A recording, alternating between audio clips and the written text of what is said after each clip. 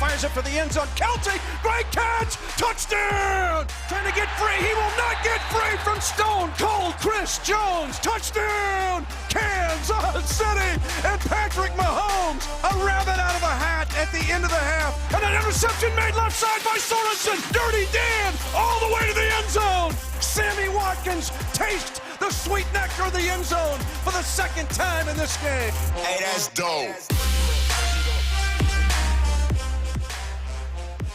A perfect day for fall football. Welcome to Arrowhead Stadium and welcome to Field Pass. Today it's the 4-1 Kansas City Chiefs against the 3-2 Houston Texans. Two of the top teams in the AFC as the Chiefs look for their fifth win in 6 tries against these Houston Texans under Andy Reid.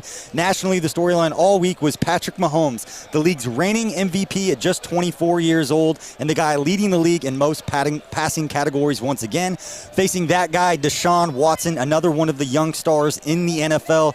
These two quarterbacks have the highest passer ratings in NFL history for quarterbacks with at least 20 games played. No doubt all eyes will be on those two, as well as that guy, and we will get more into Tyreek Hill and his availability for today here in a little bit. But right now, I'm Chiefs reporter BJ Kissel, joined by 10-year NFL veteran Shawn Barber. We appreciate you all watching, whether it's on Facebook, whether it's on YouTube, the Chiefs app, Chiefs.com, wherever you're watching, we appreciate it. We have got a great show for you. The Royals' Whit Merrifield is going to stop by and catch up with Shawn and I. We're going to hear from Chiefs defensive coordinator Steve Spagnuolo. We're going to throw it to Matt McMullen in a little bit. He's got all the inactives and actives and all the injury updates. And again, we will break down all the top storylines, all the stuff that you guys need to know going into this game. But Shawn, major storyline coming into this one. All week nationally, the talk was Deshaun Watson and Patrick Mahomes, and this is the NFL's next great rivalry.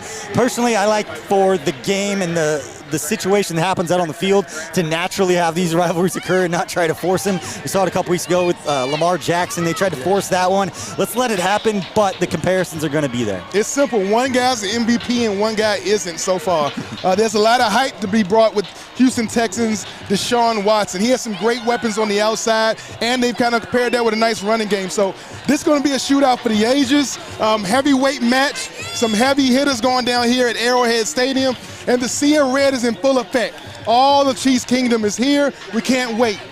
Absolutely. The Chiefs obviously have a lot riding on this game, coming off that 19-13 loss to the Indianapolis Colts last week, whereas the Texans are feeling good right now coming into this one. They had a 53-32 victory last week over the Atlanta Falcons. And for the Chiefs all week, the players, the coaches, their message was simple, and it was the same. They need to be more physical in the trenches. Definitely. That is where this game, that's where the eyes need to be in on this one. But before we get into the physical mindset and all of that, the other question that people want to know coming into this game was regarding Tyreek Hill and whether or not he was going to play. So for that, let's throw it over to Chiefs reporter Matt McMullen. Matt, basically, we just want to know, is Tyreek Hill going to play today?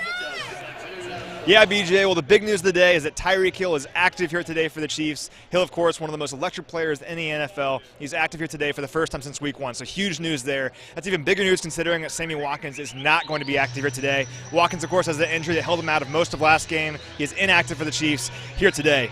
No Anthony Hitchens today either. He will not play. And a few guys that are not big surprises, but Andrew Wiley, Chris Jones, Eric Fisher, and Dorian O'Daniel will not play here today for the Chiefs. For the Texans, they're missing some pretty significant pieces themselves, and Kenny Stills, one of the better wide receivers in the league, and cornerback Jonathan Joseph. Joseph had an injury in practice on Friday, and he is not active here for the Texans today, so pretty big news there. But BJ, the biggest news of the afternoon, Tyreek Hill back here for the Chiefs for the first time in over a month. BJ, back to you. Thanks, Matt. Good stuff. I know that news for Tyreek Hill right there is music to the ears of Chiefs fans. And the fact that the Texans are without Jonathan Joseph, one of the better veteran corners in this league and a guy that has been playing really well for the Texans so far this year, that is a huge loss for them when you're going up against Tyreek Hill. And let's start right there because this Chiefs offense, so much was made of the 13 points they scored last week. Fewest points they've scored with Patrick Mahomes as the starting quarterback. How excited can you be if you're the Chiefs offense knowing you're going to have 10 back out there on the field? Oh, man, so excited. I think what we saw last week was without Tyreek Hill, and then when we lost Sammy Watkins so early, it allowed the coach to really change and kind of alter the way they was going to defend us. They went straight man up, safeties over the top. Now with Tyreek Hill back in the fold and without Jonathan Joseph, it puts the Houston Texans in a series where they have to think about, do they really want to go one-on-one with 10? I don't think anybody in the league wants to go one-on-one without Cheetah. Yeah, I think after last week's game when Patrick Mahomes and Coach Reed made so many comments about having to get off press coverage and that they'd seen it from different teams. The New England Patriots ran it against them in the playoffs, and then the Colts did it. And the Colts were running considerably more man defense than they did the rest of the season. They broke their tendencies and they were going straight man, which tells you they saw something on tape that they felt like that was an advantage. So the Chiefs hear that all week. They know the blueprint, air quotes, is out there. They're going to try and attack that. Having Tyreek Hill back helps that, but the fact that Jonathan Joseph, that hurts them a lot. But right now, let's just take a look at just how special Tyreek Hill is, what he can do when he gets the ball in his hands right here. Look how many guys are around him, Shawn. He runs right through that first wave of defenders, has more guys chasing him. This is what makes him special. That's a 10, 12-yard gain. He turns it into a 40-yard gain. Man, his strength is something that's been underappreciated and undervaluated ever since he got to the league, to be that small and be able to do that. But right here, this is the impact that he has, whether he has the ball in his hands or not. You can see him right here in the slot. You got the defender up on him, but it's the way the two safeties have to react when he's on the field. You have to respect his speed, which opens up everything else. All eyes on Cheetah. At all times, he has to be accounted for. And people will over-account for him and leave another man open. You see Kelsey's open right there. Yeah, this is creating space. This is the safeties knowing that you have the most dynamic, explosive playmaker in the NFL in the slot position. That is an automatic cue for the defense to keep an eye on that guy. Safeties roll deep. Kelsey's open across the middle, and he is going to make you pay every time that's the case. But as we saw last week, none of it matters if there's no protection up front. Patrick Mahomes was under more pressure last week against the Colts than anywhere else, which is why these defensive guys spoke all week, and Steve Spagnuolo talked about it, needing to be physical and win in the trenches. That was a lot easier said than done against a very good Indianapolis Colts front, but this Texans front is not going to be any easier with a guy like J.J. Watt. And there's a big change for the Chiefs up front, as starting left guard Andrew Wiley is not playing today as he's dealing with the ankle injury from last week. So the Chiefs are actually going to start. Martinez Rankin is going to be the starting left guard for the Chiefs. And if you remember, Rankin is the player that the Chiefs got earlier this earlier in the preseason when they traded Carlos Hyde to the Texans. They got Rankin back. You're going to see a lot of Carlos Hyde today in that run game for the Texans, and you're going to see a lot of Martinez Rankin as he goes up against some familiar guys that he was just teammates with not too long ago. Yeah, Rankins and Hyde making a switch of teams. Both of them got a little bit of a edge and anxiety, want to get a little payback on their former team. But you mentioned J.J. Watt coming out the gate. He's a defensive leader, maybe one of the candidates for defensive MVP this year, with so many quarterback hurries, sacks. Yep. He's just such an impact player. He's what you call a game breaker. Yeah, 35 quarterback pressures for Watt so far this season. That's going to be something to watch. But if they can contain Watt, give Mahomes a little bit of time. Mahomes needs just 288 passing yards today to be the fastest quarterback in NFL history to reach 7,500 yards. But Shawn, let's switch to the other side of the ball and talk about Deshaun Watson and this Texans offense and how they may try and attack this Chiefs defense, because so much was made of the run defense over the last couple of weeks that the storyline coming into this one, and the thing that I'm curious about, is do the Texans stick to doing what they do, which is getting Watson the ball in his hands, and he sits in the pocket, buys a little time. He holds on to the ball longer than a lot of other quarterbacks in the league, but letting him get those balls deep down the field to Will Fuller and DeAndre Hopkins in that passing game? Or do they see what the Colts did last week, and do they just try to pound the rock with Carlos Hyde? He's going to be motivated. Do they stick more to the run, or do they try to go to the pass to their bread and butter? Man, I think if you're Deshaun Watson in the Houston offense, you got to get rid of the ball fast. He's been sacked 90-some times throughout his career. That's the difference between him and Mahomes, is one guy's willing to take sacks, and one guy's smart enough to get rid of the ball to keep the downs, the second and third downs, manageable. Yep. Mahomes and Watson, though they were drafted close, their level of play on the field is nothing close about it. One is an MVP and one isn't. Yeah, with this passing game and as good as Deshaun Watson and those weapons that we'll get to here in a second that he's got to deliver the ball to, the Chiefs have to give pressure with four guys up front. When you start having to send a fifth guy to get pressure, it takes guys out of coverage, and you're going to need all the help you can get on the back end. And so getting pressure with that front four is a whole lot easier said than done this week when the Chiefs don't have Chris Jones. So that is going to be something to watch. How does a guy like Colin Saunders, who's a young player who got kind of thrown into the fire last week going up against Quentin Nelson, Anthony Costanzo, and all those guys. And not that he has an easy matchup this week. That Texans offensive line, which did struggle early, has been a little bit better lately. But right now, we're going to talk about Watson, and let's take a look about some of the players that he's got to deliver the ball to down the field. And right here, this is Will Fuller from last week, and this is an opportunity to see that Watson holds on to the ball in the backfield. You can see how long it takes for this route to develop. And then right there, you see the explosion from Will Fuller, one-on-one on the outside, and that's a matchup he's going to win every time. Taking advantage of a matchup, I think he's lined up here on the linebacker. A simple out cut, but then he turns it upfield once he understands the ball's not out now. Plays like that we can't have. Yep. And that is an example of the reason that Will Fuller was able to get 216 yards and 3 touchdowns last week. But right there, DeAndre Hopkins has been the guy. In my opinion, he's the best wide receiver in all of football. Didn't drop a single pass. If you're creating a wide receiver in Madden, you're create a player, I think you end up with a guy exactly like like DeAndre Hopkins. Yeah, D-Hop hands are phenomenal. To go an entire season without one drop pass is something we haven't seen that ever probably in the NFL. His hands are on the caliber of Hall of Famers like Jerry Rice, and guys like that. He has such ball control and body control once he's in the air. He has contested one-hand catches that sometimes he comes out with is just phenomenal. Hopefully none of those go on here in Arrowhead today, but he's a game breaker. Hopefully not. And one of the guys who's going to be trying to slow him down is Tyrann Mathieu, who we saw he's been so close over the first few weeks. And last week we saw him start making some more of those game-changing plays. We saw the tackle for loss for 8 yards deep in the red zone, help the Chiefs force the Colts to go 1 of 5 inside the red zone. It's the reason that you have to feel good about the Chiefs defense coming off that loss. They only gave up 19 points. They held the Colts, which is a top 5 team in the red zone, to just 1 of 5, and they held them on 3rd down good as well. And part of the reason was because of Tyrann Mathieu. Got his hands on the pick. You know he's going to be fired up to go against this Texas team and make some of those game-changing plays. So for me, it's Tyrann Mathieu, it's Frank Clark getting after it up front. Yeah, that red zone defense is something that we really excelled at last week.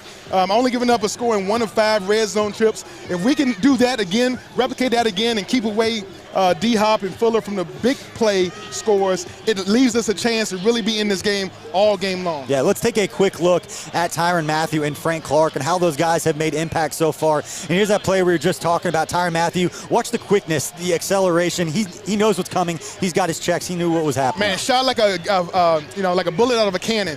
Play recognition, and able to pull the trigger in the red zone. Again, a big play in the red zone. And this one right here is a perfect example of Frank Clark. He might not get credit in a box score, but he gets the quarterback off his spot, which is exactly what you're trying to do as an edge guy. He's the reason that play happened, getting Jacoby Brissett last week off his spot. He's not going to get credit for a sack, but that's him making an impact on the field. Window rush, punctures the pocket, makes Brissett evacuate the pocket, and then we have the wrap and the pursuit.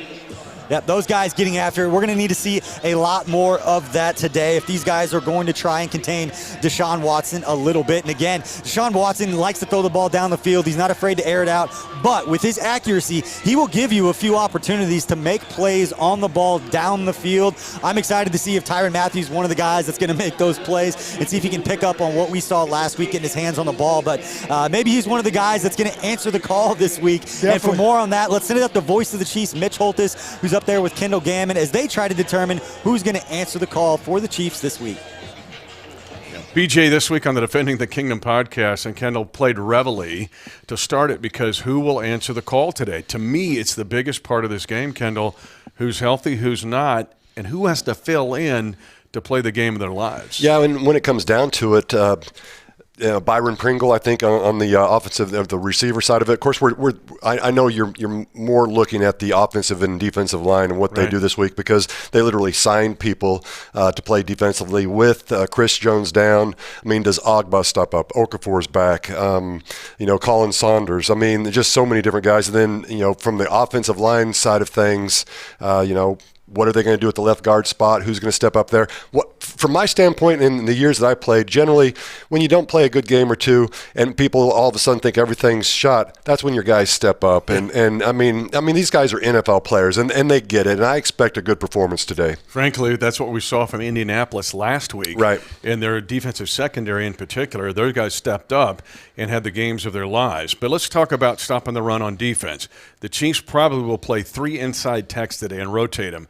Although I feel like Steve Spagnuolo, Chiefs defensive coordinator, has the ability to get creative here. You have to against this Texan offense with Deshaun Watson, and we can go right down the line, Hopkins and the great receivers, Fuller. But I'm talking about stopping the run. And here comes Carlos Hyde. We saw him in St. Joe. Now he's playing for the Texans after that Labor Day trade. Yeah, one unique trait that I think the defensive line of Kansas City has is all the guys on the defensive end side, they can play inside and be very comfortable there. So I think you'll see a different type of rotation because with one less guy, generally they're always rotating those guys to keep them fresh, for the fourth quarter and even at the end of the season. But today that's just going to be tested a little bit more. But I think you're going to see some different run blitzes here and there, try to mix things up, confuse the offensive line the best you can and get them on their heels a little bit, make them, as I said, guess a little bit. One thing we'll make on the radio broadcast a priority today is seeing who's up front on defense because I really think it's going to be a mix and match.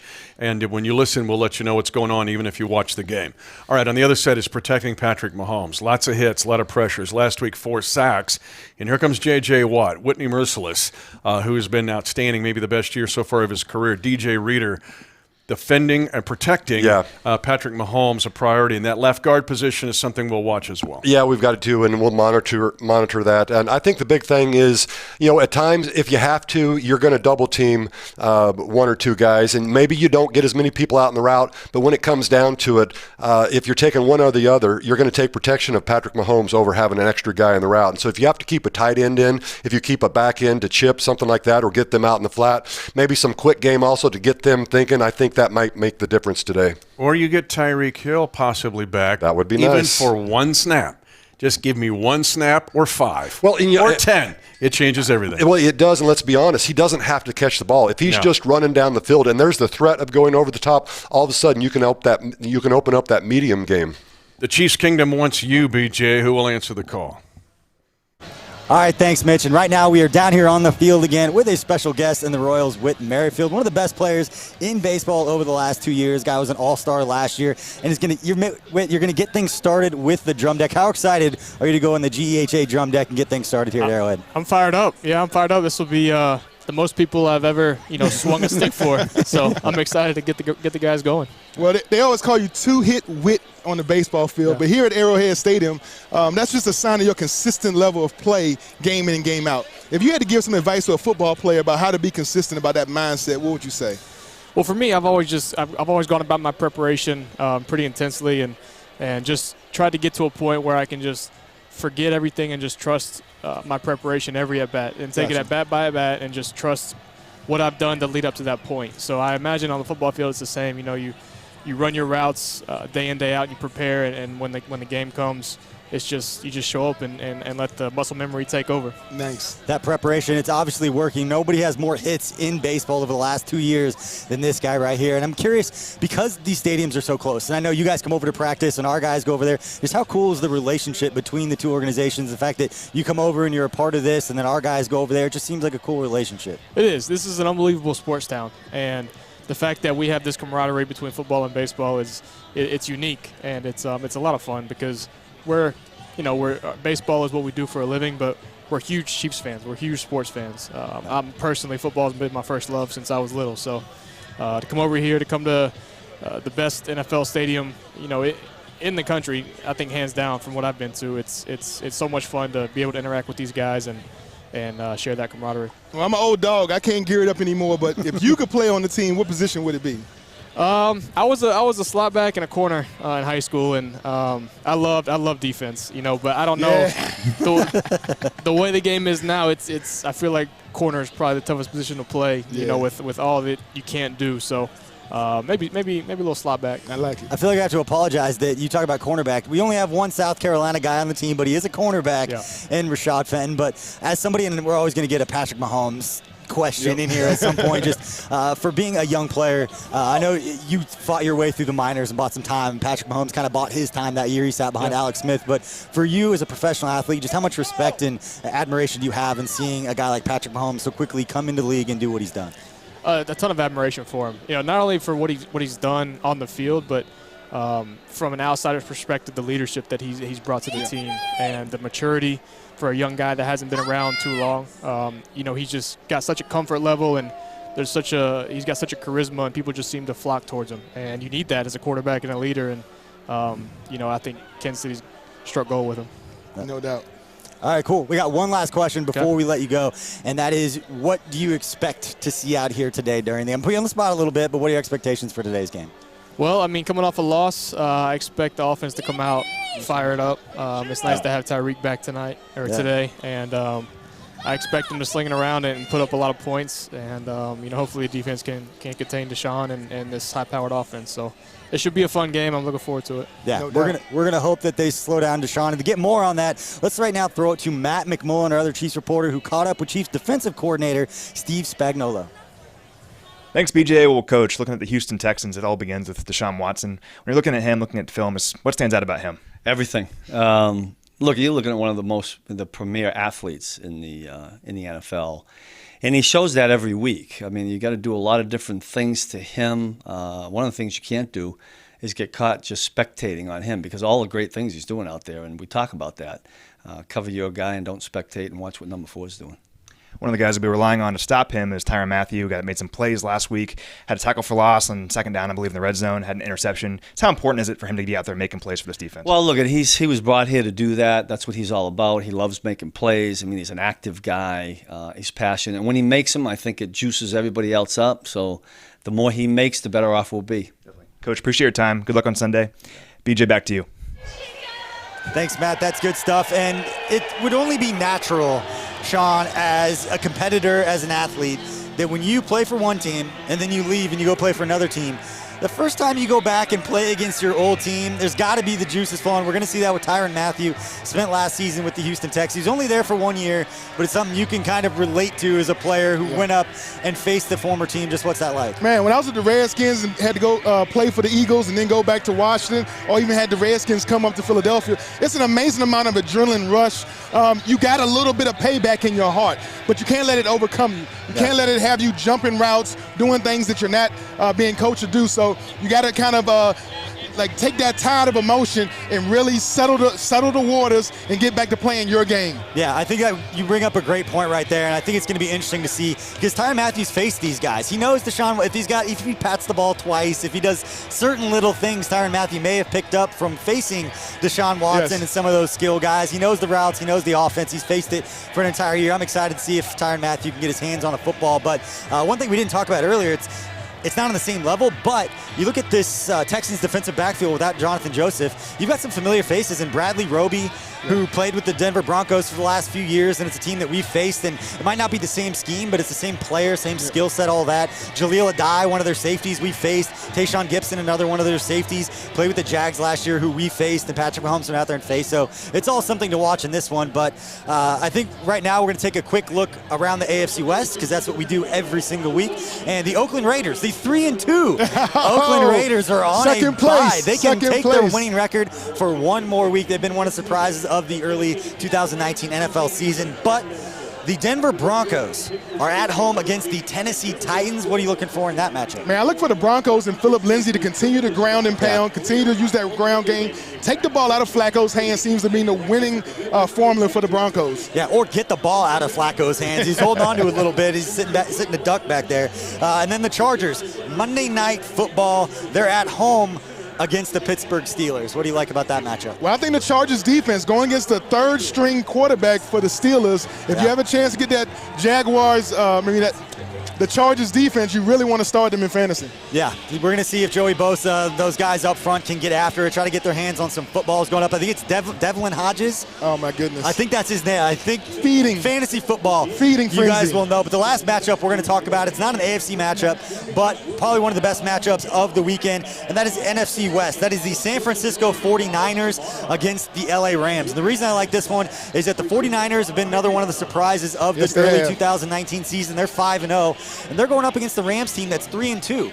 So if the 49ers can go and prove it again and remain undefeated, and then the Rams go to 500 after 6 weeks, it's going to be a little surprising. Or do the Rams insert themselves and show they're still a class of the NFC, even though they've had a couple of hiccups early in the season? Yeah, every year the team coming out of the Super Bowl always faces that that problem about how can they recreate that amount of emotion that carried them through the Super Bowl. And I think the Rams are struggling this year to find some consistency on offense. Yeah. With Gurley being out, having to rely on their secondary running backs, they might have a tough time against that 49ers defense who's been very stingy so far this year. Yeah, Nick Bosa has been everything advertised so far this season. He has been phenomenal for a 49ers front that was already pretty good. And right now, and I want to do this real quick, and I want to get this going in the comment section because I want to go back and look and say, we were talking earlier about Patrick Mahomes and Deshaun Watson and whether it's the next great rivalry. Let us know in the comment section if you think that Deshaun Watson and Patrick Mahomes will be the next big rivalry between young star quarterbacks. Let us know. I want to know what you're thinking,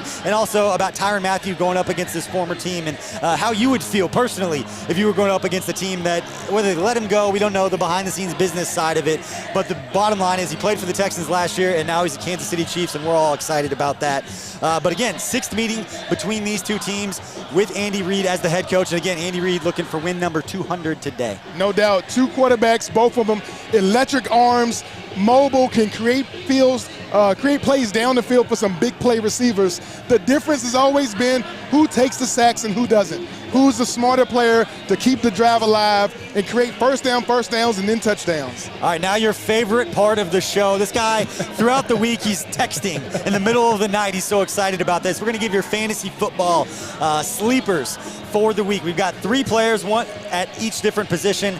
Quarterback, you've got Teddy Bridgewater of the New Orleans Saints. Why do you like Teddy this week? Teddy Bridgewater has stepped in after Drew Brees went down. He's having a phenomenal couple games, but he's getting to face the Jaguars defense, and we don't know if Jalen Ramsey is all in or not. Right, now I think he's inactive. I think I saw that earlier, that Jalen Ramsey's inactive, so you won't see him out there. That heart-to-heart that he had with Khan must not have been so heart-to-heart.